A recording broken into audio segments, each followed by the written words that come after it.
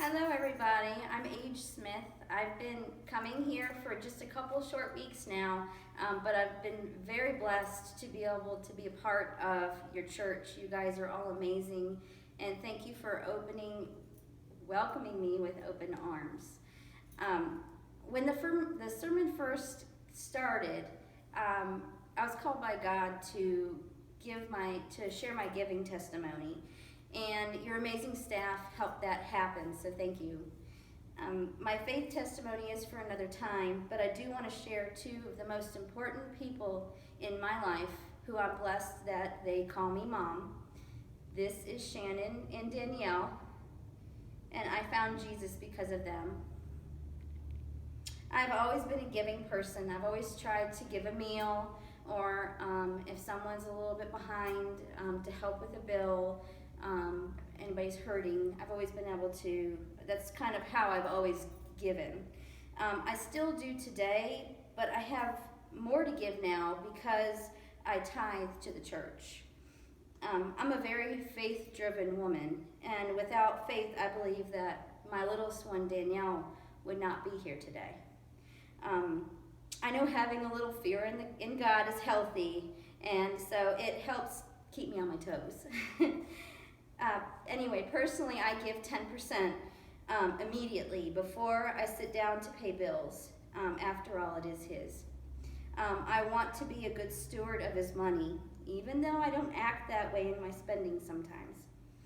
I withdraw it immediately, and I have a spot that I just keep it away, and then when I come to church, I just pull from that spot, and then I go ahead and just put it in the offering. I actually don't even know how much that I actually tithe. I just know I keep 10% whenever I get money in. Counting it would actually bring on the human desires for things, and I don't want to go there. So I just don't even count what it is that I send in. My husband and I don't have enough money for the month.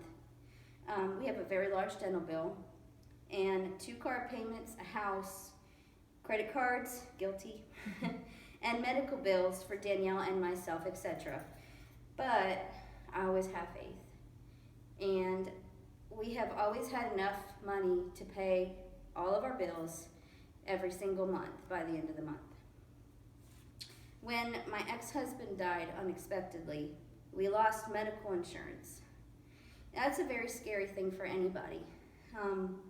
But what if you had a little girl who was on a ton of medical equipment, seizure medication that's larger than a car payment every month, food supplied her to keep her alive, and doctor's appointments 2 to 3 times a month, plus we still have therapy 3 times a week.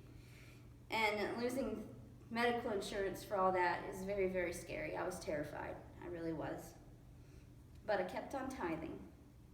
And you know what?